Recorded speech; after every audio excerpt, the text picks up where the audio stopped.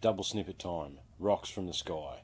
I decided to tie these two together because they're both related to each other and something we've talked about a lot here on the podcast before. For this week's song from Rowdy, I'm going to play Plain Lady Jane, another very cool, funky song, and I'm going to throw Waiting for the World to Change on the end. Remember, guys, Facebook, Instagram, Patreon, it's all there. Unlockingthecode9, gmail.com. Send us an email, let us know what you think. That's it, guys. Nice quick intro. Enjoy these two. We'll talk soon. Cheers. 1, 2, 3, 4.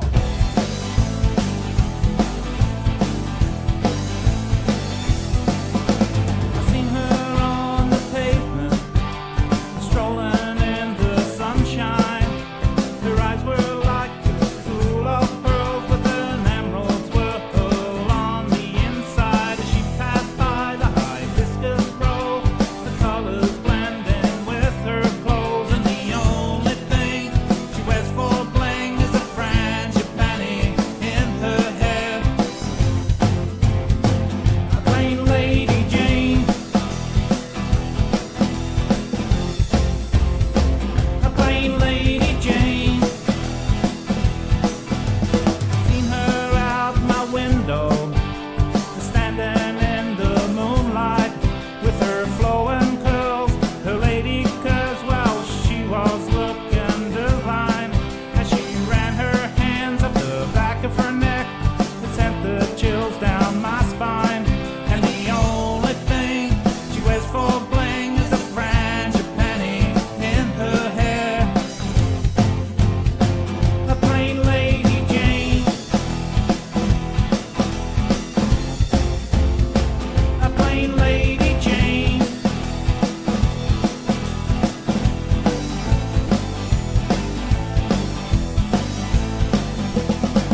She's a beautiful girl, it's a beautiful world. We know that magic happens in the universe. With her beam and smile, her tie-dye style, she's driving all the young men wild. And you see her go as she puts on a show.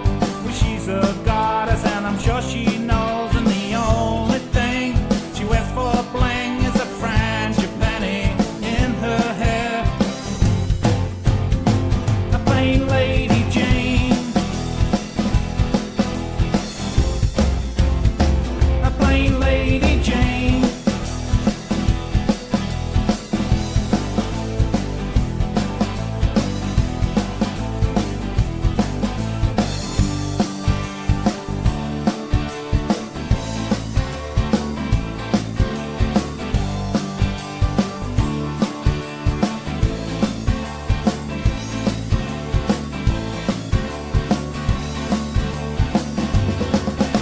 I've seen her on the pavement, strolling in the sunshine.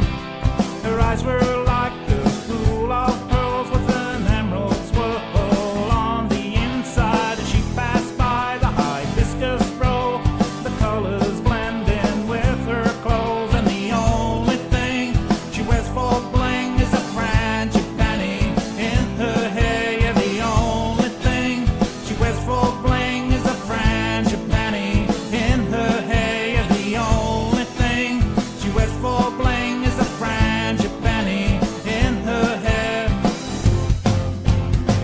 A plain Lady Jane, a plain Lady Jane.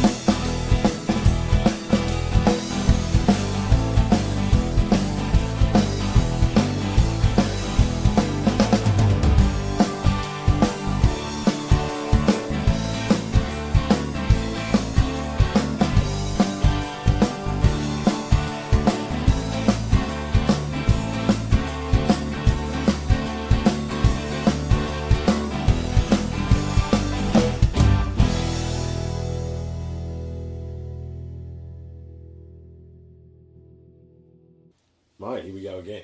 Oh, back around again. So, what do you got for me this time? Another snippet. 1,000-foot wide asteroids that could hit Earth discovered by astronomers. Oh, lovely. Fucking lovely.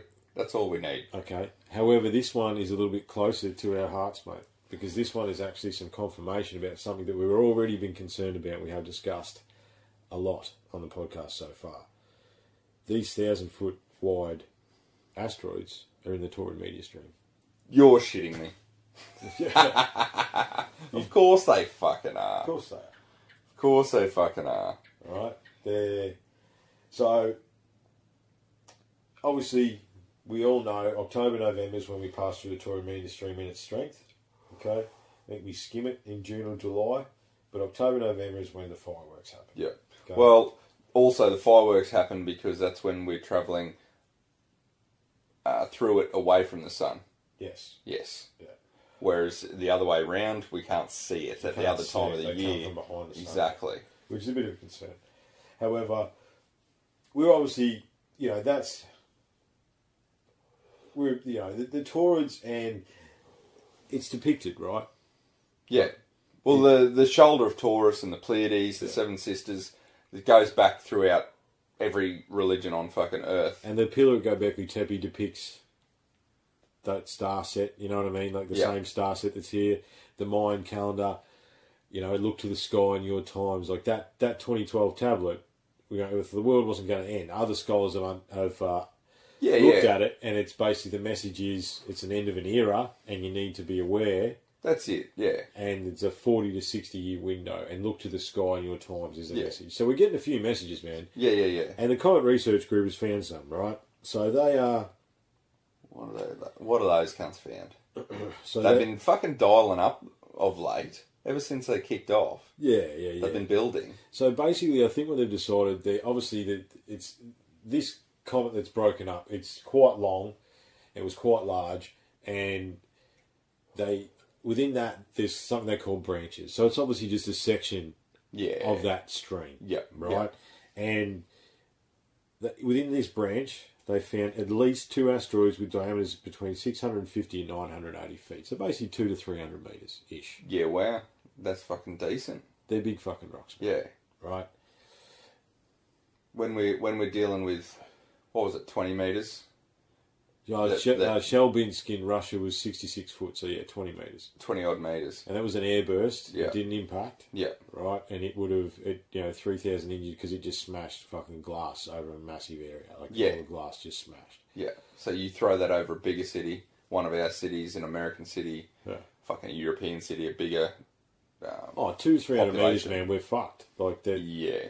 Even if it hit outside a city, the shockwave, you know what I mean? Like there'd be a tsunami off a 300 metre ride object. I'm sure there's calculations that we could work out how many megaton fucking explosion that would be equivalent to just being impacted by that. We could do. This one doesn't... No, but I'm saying just elsewhere. I'm sure there's actual fucking... If you got an asteroid... absolutely. Well, I think it's also to do with density of the object, what's made out of iron, whatever it is, you know what I mean? So... The thing about it was, too, is that, like, the 2 large asteroids, the team also found the branch contains numerous undiscovered objects that are at least 30 foot wide. So that's a Shelbinsk, right? Yeah. You know what I mean? Yeah, that's half a Shelbinsk. Yeah. But if you say, like, 300 metres, man, like, that's gonna cause unbelievable. Even 50 metres, if it hit the ground, any major city on the planet, Cookskis, gone. Yeah, it's over. Right? Yeah. So it's worthwhile paying attention to. And good on you, Comet Research Centre. Yeah, thank you, Comet Research Centre. Thank you, NASA, for tripling your budget for your comet research. Yeah, just by chance. Yeah, well done. Thank you. Because there's obviously something to worry about. Don't forget that Graham Hancock describes the Taurine media stream as walking across a 6-lane highway with a fucking blindfold on and hoping that there's nothing coming the other way. Yeah. And let's not forget that if something does come our way, that we're only in the very fucking beginning stages of even trying to fucking hit something with a fucking rocket. 2021, we're going to try and hit. Yeah. We're going to send an object out to hit something. It's still going to travel 11 million kilometres to get there. Yeah. So, let's hope they're successful. And if something actually does come our way, we can fucking do something. Muster up the troops and get something done. Because it's a concern, man. Yeah. You know what I mean? Like, however, it's also like, it's confirmation for us as well that there's big rocks, definitely big rocks in that stream that you need to worry about. Well,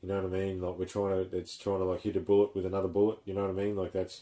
Yeah. Well, I mean, Japan did land on the asteroid a little while ago, all right, which might be another. China did the dark side of the moon. Yeah. Well, let's not forget the moon is just like a big fucking asteroid, basically orbiting, right? So that's kind of like landing a little bullet on a big bullet as well, just landing on another fucking planet. Yeah. So the asteroid that they're targeting is Didymos, Didymos. Okay. Didymos is approximately 800 metres across. Boom! And has a secondary orbiting body known as a moonlet. That's pretty cute, isn't it? It sounds like a Pokemon. Doesn't it? That's 150 metres in size. So it'll smash into the smaller satellites, so that 150 metre moonlet, at a distance of 11 million k's from Earth. Okay? Yeah. 11 million k's, for some reason, doesn't sound very large. No. How far's the fucking moon away? That's a good question. I swear it's not that far. Like, it's further than that. I swear. But look, 11 million k's in the grand scheme of space is fuck all, right? Oh, it might be 28,000 miles. I don't know. Anyway, continue. I digress. Yeah, I mean, so I like the fact that they are thinking about this and using this technology, okay? However, they're aiming it at a moon, right? So if we think about what the moon does for us. Yep. Okay? Yeah, the gravitational effect it has on us. Exactly, right? Yep. So that thing's moving at whatever speed it's moving at, which is, you know, probably quite fast itself. And that little moonlet would be doing something to the directional travel of that asteroid. Definitely. If its orbit is like ellipse or anything, it's going to be... Well, the bond between them sort of stretches when it's elliptical. Yeah, that's sort of thing. So it would be asserting a force to one side. Is that equal and opposite on the other? I don't know. How is this moonlet affecting the direction? Yeah, but how is this moonlet affecting this asteroid, right? So why that? Yeah, because it's the other question it raises is why are they attacking the moon and not the big dog? Yeah, you know well, what I'm saying? I don't think they're attacking the big dog because if they and that's the problem with this, isn't it? It's like you blow the big rock up, and now one big rock just becomes 10 medium-sized rocks, and it's even worse than one big rock. You know what I mean? So in a way, they could just be testing it with this other little one, in case it shatters the little one and sends shit everywhere. Yeah. Whereas I'm sure their goal is to probably bump it. To push the orbit out further one way to like... Yeah, I think they're trying to hit it just to see what it does. See if they'll be able to bend the other big dog. Yeah.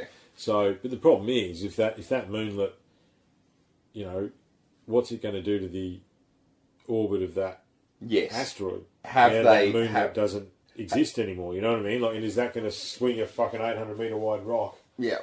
And have they run the computer models to see... for 100 years down the track, 200 years down the track, to see what they think this is going to do, depending on what happens to this moonlet. Because that's something we would do. Try and test something to make sure an asteroid doesn't hit us and actually end up sending an asteroid into a path. Well, that sounds like something the human race would do. Well, and especially when fucking Neil deGrasse is talking about, like, it would take us 10 years to... have the technology to be able to do that if we were to spot something today. That was that large. Exactly. And that would be to even try it. So why not, while we've got the opportunity, see what we can do with these other rocks around us in case down the track. Look, see if we can even hit the fucking thing to start with. That's the thing, right? I think it'd be fucking impressive if they even hit the little moonlet, you know what I mean? However, yeah, look, it's for this little snippet, it's a bit of a mixed thing for me. It's like I like the fact that they're testing the technology and the fact they're actually physically doing something about it. I think that's a good thing. Yeah. However, any time we try and do something like this, there's got to be a bit of concern. You know what I mean? Have we done our due diligence on this one? Just, you know what I mean? Yeah, let's just make sure that the pros outweigh the cons. Yes. And look, so Godspeed, little fella, into the moonlet around Didymos, and please, Didymos, don't come into, don't swing in. Yeah. Yeah, let's hope the pitch isn't like the fucking subcontinent. and just start fucking swinging in that humidity. Yeah. So... But again, I think it's good that they're testing it, and we need to be aware of these things, and, I hope that they go well, and it doesn't, It'll, at least if it is successful, it'll give us input data. 100%. You know what I mean? And that's what we need. Now we've done it. This is what happened when we did it to this size rock. You can extrapolate from there, can't you? Exactly. You know what I mean? Yep. Whatever the megaton, I imagine they're going to try and blow it up. They're just going to run into it. No, just run into it. Yeah. They know not to blow it up. They know not to put explosives in there. Yeah. It's like, no, they'll nudge it. They'll smash into it with just a blunt force object. Yeah. Well, I don't know. The article doesn't really say. It doesn't, that's also what I'm assuming. Yeah, it's all assumptions. However, there you go. Another snippet. Wrap it up. Thanks, bing bong guys. bing. See you next week. Talk soon. Cheers.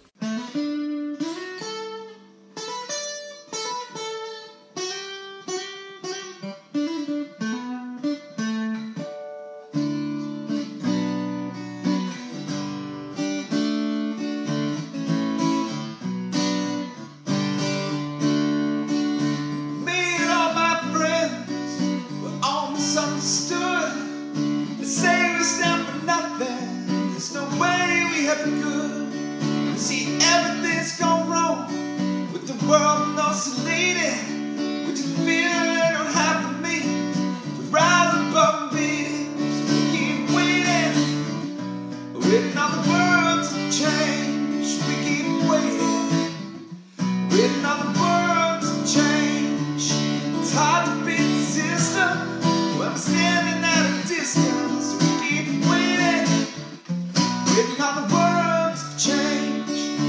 If we have the power to bring our neighbors home from war, never miss a Christmas, no more ribbons on the door. When you trust your television, what you say is what you got.